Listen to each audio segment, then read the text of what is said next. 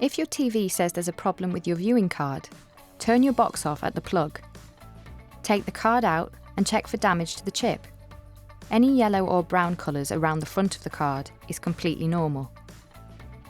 Keep it out and turn the box on at the plug. Wait 3 minutes.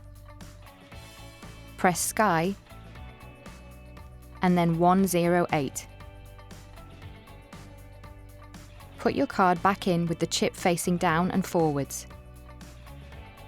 If the channel doesn't work, you'll need to pair it. Press Services on your remote, go to Settings, then System Details. Write down the version number, the serial number, the viewing card number, and the receiver ID.